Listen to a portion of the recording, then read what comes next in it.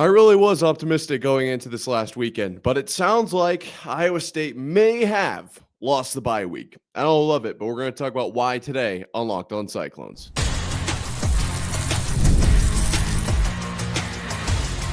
You are Locked On Cyclones, your daily podcast on the Iowa State Cyclones, part of the Locked On Podcast Network, your team every day.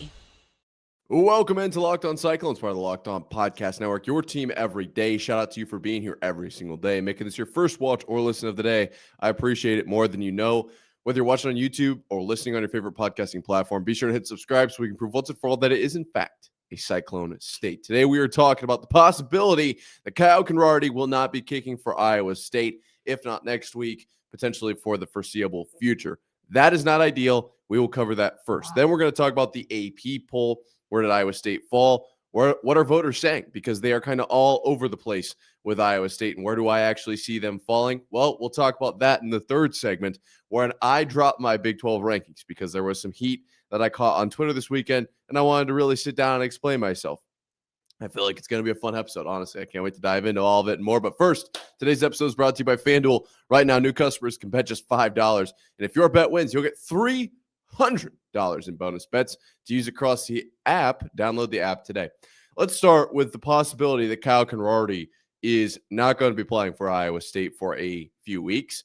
This comes from at Iowa State Nation on Twitter. Okay, just to be clear, that is this is the information I am going off of. I haven't seen anything else anywhere on the internet or anything, but this is not, to my knowledge, much of a troll account. I do generally listen to this account in some respects, and it seems like pretty legit. So I'm going to base, this is all hypothetical, but this is potentially reality in some ways.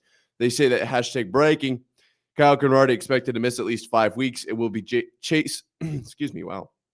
It will be Chase Smith as the kicker going forward. Okay, so let's start with the possibility that Kyle Konrardy will not be playing for Iowa State for the foreseeable future. Because when I see 5 weeks, I want to know, where did that 5 weeks come from, right? Did that come from Matt Campbell?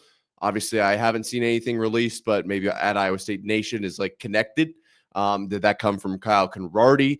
Basically, I'm saying is that 5 weeks a high or a low number relative to what the actual sitting time would be?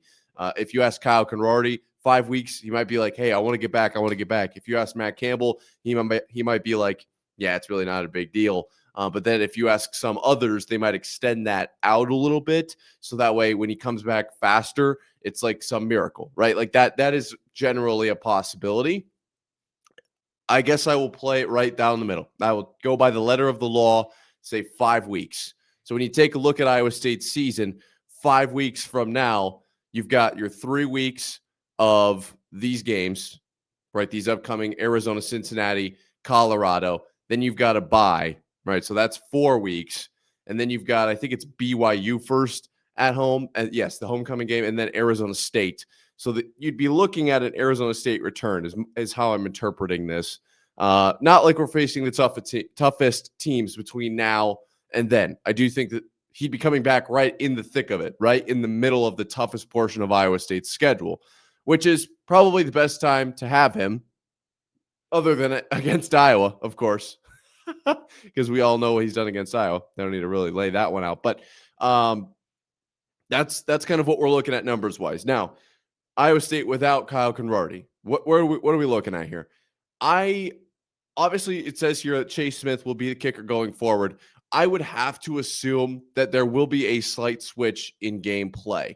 Now, you got to remember, we got to go back to the Arkansas State game where we were without an extra point and a field goal. So 4 less points in that one because of Kyle Konrardy. Now, Matt Campbell said it's something he's been dealing with.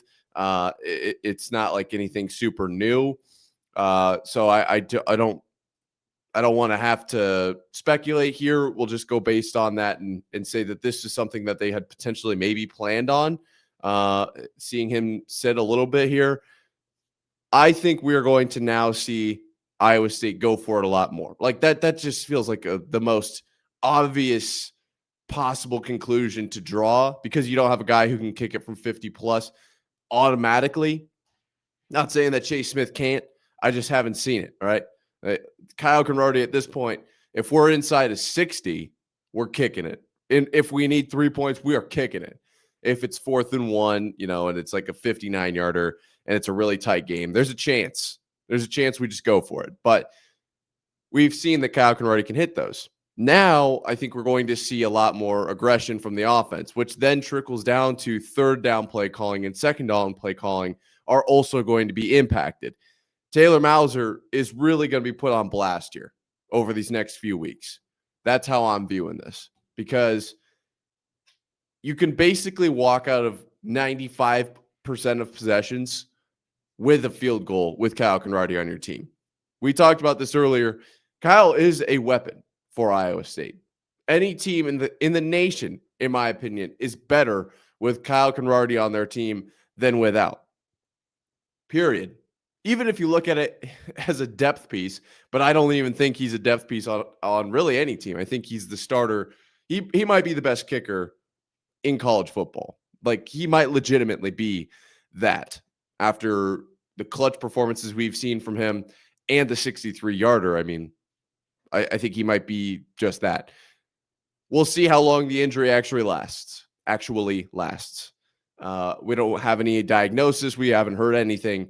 But if there is a world in which Kyle Konrardy doesn't play the rest of this season, I think Iowa State is a not as good version of themselves. Let's put it that way.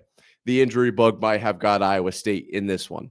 That's how I look at this. Now, can you still be successful injured? Look at Iowa State last year. Of course. Iowa State was beat to the bone last year by injuries and still made it to the Big 12 championship game. Luckily, and I say this also having said everything I've said to this point, you don't need the kicker on the field every single play. It's not like we're missing Rocco Becht here as far as share of snaps in a game. That being said, Kyle Konrardy, still extremely important to this team. Still a way to pick up 3 points from basically anywhere on the field. So very important. But also, now Iowa State just has to be a little bit more aggressive from deeper. You can still pick up 3 points from probably, I don't want to put a number on it, but you've got freshman Chase Smith out there from North Scott, hometown Eldridge, Iowa, coming in at 5'10", 210. It's an awesome name or set of numbers there, I guess. You can still pick up 3 points. You just got to get in a little bit tighter, right? And especially as it was going to get colder, you'd have to do that anyway. So I don't see this being the end of the world. It's not a step in a positive direction. I think Iowa State arguably gets worse without Kyle Konrardy. But I'm not going to close the door on any Big 12 championship hopes here. I think Iowa State's still in a position offensively and defensively to be the best team in the Big 12. Just now that special teams might take a little bit of a hit. And special teams is such a big animal. You got your kicking, your returning, your punt return. There's so much that goes into special teams. We might be okay. This is not ideal. I am not thrilled about this. Let's be very clear. I would rather Kyle Konrardy be completely healthy, because then Iowa State becomes, like I said, maybe they have the best kicker in the entire college football sphere, a team that can pick up 3 points from basically anywhere on the field. That's a weapon. That is a weapon to have. But we still got an offense and a defense that can roll. I feel really good about where they're at. And we'll talk about them, obviously, more so in the third segment. But in the AP poll, we got to talk about that. Like the offense and defense are going to play an integral role into where you're ranked in the AP poll. So where did they come in? We'll talk about that coming up here in just 1 second. Quick question for all you college football fans out there. If you could go back in time and sit front row at your school's biggest rivalry game, what hat would you be wearing? Yes, I said hat. For me, it would be the game. Look at this thing. These aren't just hats. They're the same vintage styles fans wore back in the 80s and 90s. And guess what? They still go for the same price they did back then. When you use code Locked On, you'll get your vintage hat for $16.99. Head to thegamecaps.com, thegamecaps.com. Grab your team's exclusive bar or retro circle design. This is the bar design. I love this thing. This thing is really high quality. And use code Locked On for an exclusive discount, because legends wear the game. So Iowa State didn't play this last weekend. Shocker. I know you weren't surprised by that because you are an everyday here at Locked On Cyclones, part of Locked On Podcast Network, your team every day. But they still had some movement in the AP poll. They did. They moved to 14. Okay. A little bit of a gulp there from me for some reason. Let's talk about the teams ahead of Iowa State, where Iowa State is. And I also have some of the individual votes, the ballots, if you will. And we'll talk about where Iowa State kind of fell in that one or in that regard. So it starts out with Ohio State 1, Miami 2, Penn State 3, LSU 4, Georgia 5. Look, we're not really in that conversation. I'm going to be honest with you. If it's me, it's not. But if it's me, I don't put Ohio State 1 and I don't put LSU 4. Just me. Oregon 6, Oklahoma 7, Florida State 8, Texas A&M 9, Texas 10. Look, the Texas thing, it's just what it is. It's going to be like that. I don't know why they are a top 10 team, but I guess they are. Indiana at 11. Really blew the doors off of Illinois this last weekend. So we'll get to that. But that was pretty awesome. I'm not going to lie. Did not see that coming. Texas Tech comes in at 12. Ole Miss 13, Iowa State 14. Okay. Now below Iowa State, you've got Tennessee, Georgia Tech, Alabama, Vanderbilt, Michigan, Mizzou at 20, and then USC, Notre Dame, Illinois, TCU, and BYU. So now we have 4 teams from the Big 12 ranked in the AP. Texas Tech at 12, Iowa State 14, TCU, and BYU at 24 and 25.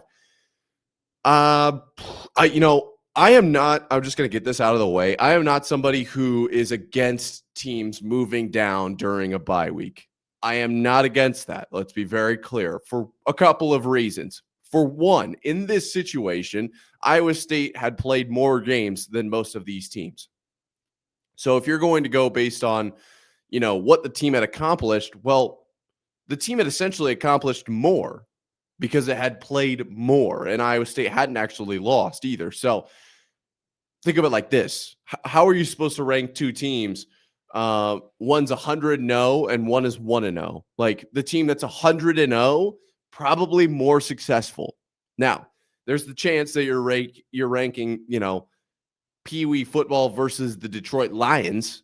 Well, in that case, if you're ranking who's going to probably win that matchup, probably take the Lions, even if they're 1-0 as opposed to 100-0. I get it, right? There's a difference there.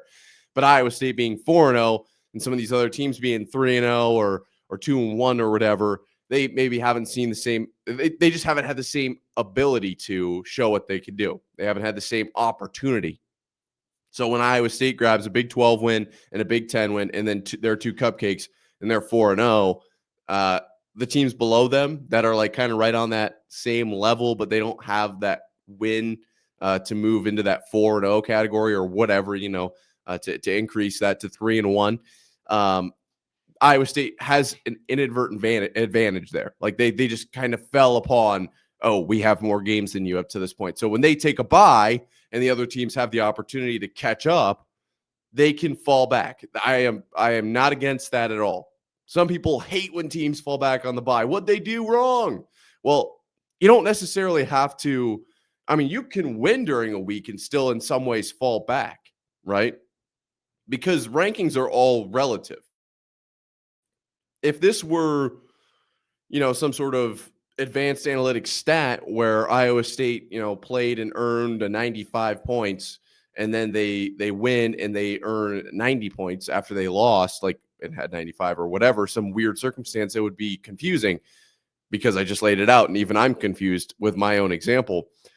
But this is relative to other teams. Iowa State moved down. Well, they didn't really do anything wrong. They're okay. I don't hate this. I obviously have problems with a few teams ahead of Iowa State, Texas, namely at number 10. Why is LSU 4? I'm not quite sure there. A few of them, I think, are just brand names. Like, I don't think Iowa State has a significantly worse record than, or not record, but resume, I guess, probably the word. I don't think Iowa State has a significantly worse resume than a handful of the teams in front of them. It just becomes who was ranked higher in the preseason and who has a bigger brand. That's really what this comes down to. But I have nothing wrong. I have nothing against them going down in a week. Like that's totally fine if they were on bye. I personally, I know some people are going to be really upset about that. However, on the other side of that coin, there are a lot of people out there that feel like Iowa State is the Illinois in this top 15 right now.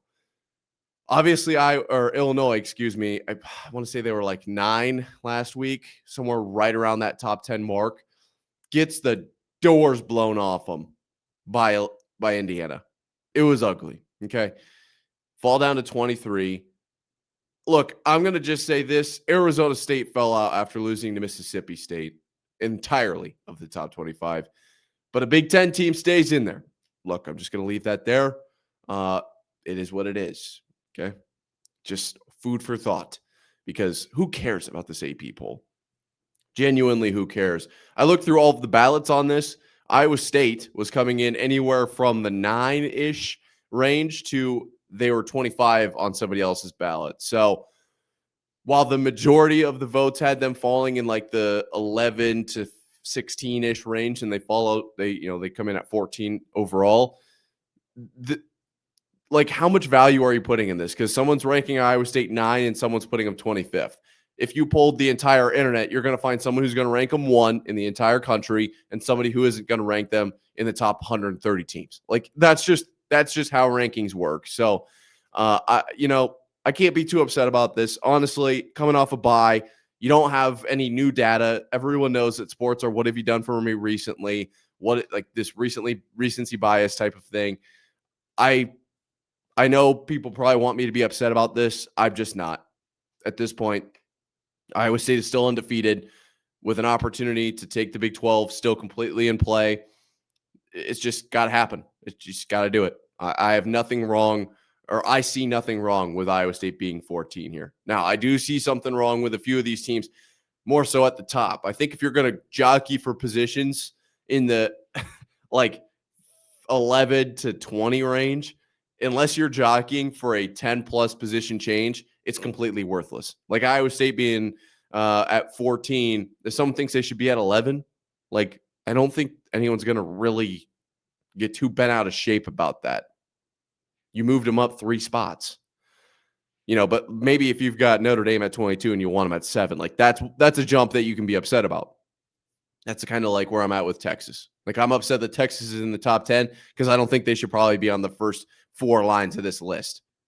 They should be closer down to Notre Dame, right? LSU, maybe not outside of the top 15, but I don't think they're in the top 10. You can narrow that down. I don't think they are they've won the games they have in front of them, I guess. But look, that's not where we're at. We are here to talk about Cyclones. Iowa State comes in at 14. I have no problem with that. I really don't. Texas Tech, pretty good team. We'll get to my rankings here in a second. Texas Tech fans and I had some fun this weekend. Can't wait to talk about that. Ole Miss, it's an SEC team. They're going to be ahead of Iowa State almost every single time that this goes down. Indiana, look what they did last year. Look how favorably they were viewed last year. It's just teams like Iowa State, Georgia Tech, and Vanderbilt that they're going to struggle to move up this board. Even teams like Texas Tech that are in the Big 12 are going to shoot up this board a lot faster than teams like Iowa State. Iowa State could win next week against Arizona by 80 points and would probably, would they crack the top 10? Like, genuinely ask yourself that question. Let me know in the comments or at Nick_Marv. If Iowa State wins by 80 over Arizona, would they crack the top 10? I think they would need help. I think they would absolutely need help, which is, in my opinion, the wrong answer. Let's talk about my Big 12 rankings. I can't wait to talk about this. It's coming up in just one sec. The NFL season is here, and FanDuel is making sure you're ready for kickoff with a can't-miss offer. Right now, new customers can bet just $5, and if your bet wins, you'll get $300 in bonus bets to use across the app.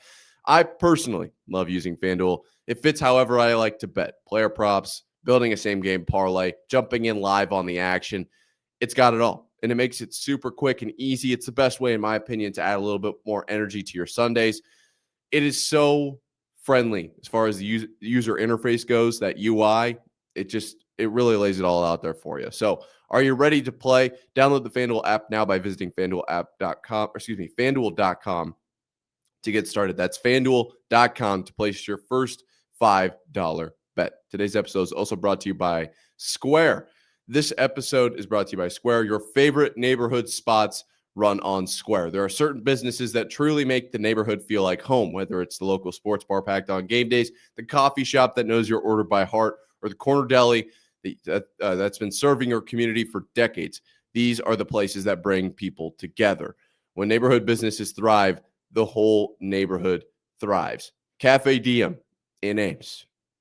That is a spot that I visited a number of times during my time in Ames. And honestly, I can't wait to get back to Ames, and that will be one of my first spots. Spending money there doesn't just support the business, it supports the people behind it and the community around it. Square is a proud partner of more than 4 million neighborhood businesses around the world. You can go to square.com/go/lockedoncollege to learn more. But before you do, go support your favorite neighborhood spot. You'll be happy you did. Square. See you in the neighborhood. So this weekend, Twitter and I got a little comfy. We had some fun. You're listening to Locked On Cyclones, part of the Locked On Podcast Network, your team every day. And I am Nick Marvitz, okay? I have a Twitter at Nick_Marv, where I genuinely just throw out some thoughts from time to time, nothing too crazy. And I put out some rankings this weekend, and Texas Tech fans were appalled. Let's just put it that way. I released some rankings after the first half of the first games and said Iowa State was 1, TCU 2, Arizona 3, Houston 4, Texas Tech 5. I have never seen anything like that tweet and where that went. That was something else. I was still getting, replies and mentions and stuff into Sunday. And it made me think, all right, let's rank. Let's do this for real. Let's sit down and think about this. And Texas Tech fans will have a heyday. So here we go. I don't have a fancy graphic like our friends over at Locked On Big 12, but I will walk you through my top 10-ish, 11 or so. Number 1, I've got Josh Hoover. The kid can toss the football. I think TCU is going to be a problem this year. I called it early on in the season, in the offseason even. I said, hey, TCU, a game to look out for. One of my most important games. It was like I had 5 games to pick from. TCU made the list. I don't think a lot of people were circling that one. Josh Hoover against SMU goes 22 of 40, 379, 5 touchdowns and a pick. Look, he also had 8 rushes for 27 yards as well. SMU might not be the powerhouse that they were viewed to be last season, but watching Josh Hoover throw some of those balls, 379 through the air and 5 touchdowns, it's hard to ignore that. And so he is my number 1. I mean, that, until proven otherwise, that was pretty unreal. Shout out TCU, going to be a problem this season. I think that a lot of people are sleeping on them because they are only 3-0 at this point, and Iowa State's 4-0 with a bye. But dominating North Carolina, pretty solid win over Abilene Christian. And I would call that a relatively dominant win over SMU. Don't sleep on the Horned Frogs. They are going to be a problem in the Big 12 this year. I think that they are kind of where, honestly, I would say where I thought Iowa State was going to be going into this season. Arizona State, I thought was going to be right on the top, like that team. That is not the case. I feel like everyone has moved up a spot, and TCU has jumped into that conversation. I don't think Arizona State is where we thought they were going to be, or Kansas State, to be honest. I can't believe prior to this season, Kansas State was a betting favorite. I think it was just the London curse in conjunction with the Iowa State curse. But nonetheless, I think TCU is absolutely in the Big 12 championship conversation and is also just a very good team in the Big 12. To number 2, we go. I've got Iowa State. Now, this is the first full team. I understand that. And a lot of Texas Tech fans are not too thrilled by that. But Iowa State's got a Big 10 win. Iowa State has a Big 12 win. Look, at some point, you got to dethrone. Iowa State looked really good in all those games. Everyone wants to say that they were 3-point, really close wins. we've done this on the show 1,000 times, and I guess we'll do it again right now because we are talking about Iowa State. So let's talk about it. Iowa State's schedule. You barely beat Kansas State over in Ireland. Well, you're over in Ireland, so that's going to play a role here. It's week 0, right?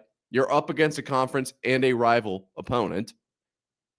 And basically the entire first quarter was pouring rain. So that all is going to play into that, for one. And then you consider the fact that Iowa State left a touchdown on the board with a fumble that I don't know what we were doing. That was a free touchdown if we don't fumble that possession away. And then kneeled it with inside the 5 or whatever. Like, definitely could have scored 2 more times, even if you don't count the defense changing up their game plan. So that right there is the Kansas State game. Then the Iowa game is one that a lot of people point to because obviously South Dakota, we blew the doors off of them. So everyone wants to skip that one. Iowa, look, it's a Cyhawk game. You're never going to blow someone out by 40. That's just how it works. And then you've got Arkansas State, a game where you're coming off of a couple emotional wins, a lot of travel. You're going down to a place, very odd, like hostile place. It was extremely hot. Look, you win your clunkers. That's what the best teams do. So I'm okay with Iowa State at 2, with those 4 wins. Next up, I've got TCU. I think absolutely a team that's going to be a problem this year. Don't sleep on TCU, especially if Josh Hoover is back there throwing the ball. At number 4, I've got Texas Tech. Look, I'm not even that high on Texas Tech because you'll see where I have Utah later on. And you've heard what I've said in the squad shows about Utah. They got a big win, but the rest of their schedule, as far as Texas Tech goes, is not impressive. I'll give them 4 for now, but I don't even really like it. Honestly, I think I was kind of bullied into putting them at 4. I've got Houston at 5. I like Connor Wegman. I just do.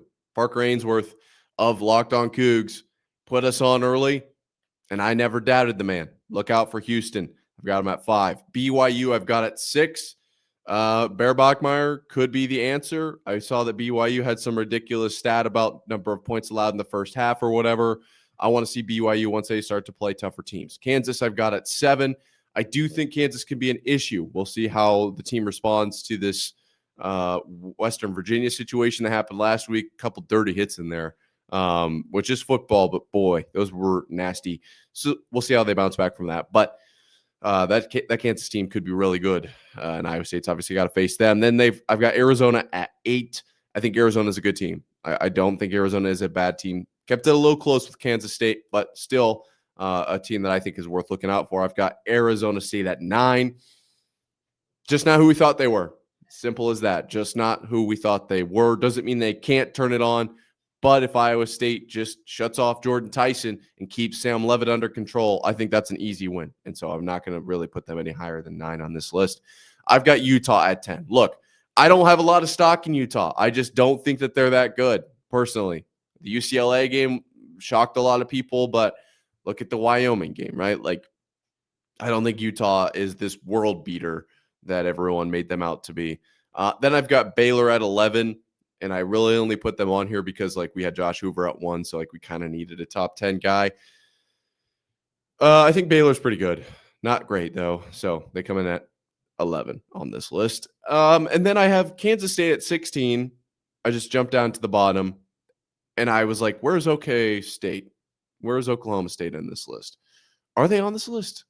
Like, should they be on this list? I don't think so. Oklahoma State, I am so, man, I am sorry for Cody Stovall. That is tough. That is an unfortunate, series of events going down in Stillwater. So let me know, what do you think of that top 10-ish, ranking, top 11 plus Kansas State at the bottom?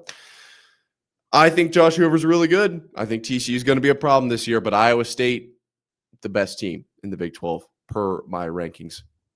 You can find me on Twitter at Nick_Marv. You can find the show at Locked On Cyclones, of course. Thank you for listening until this point every single day. You're the best. Until next time, Cyclone fans.